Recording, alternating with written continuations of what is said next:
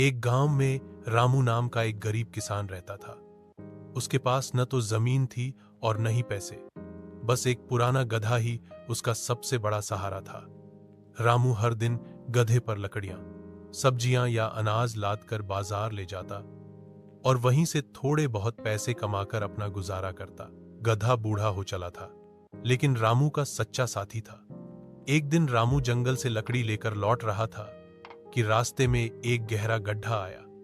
गड्ढा अचानक फिसल गया और उस गड्ढे में गिर गया। रामू घबरा गया।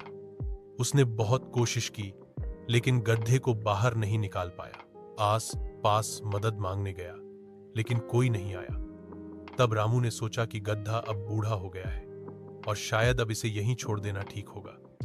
उसने गड्ढे को मिट्टी से भरने का निर्णय लिया ताकि गड्ढा वहीं दबकर मर जाए और उसे दुख न हो।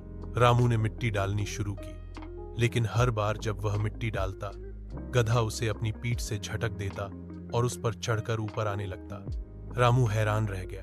कुछ ही घंटों में गधा ऊपर तक आ गया और गड्ढे से बाहर निकल आया।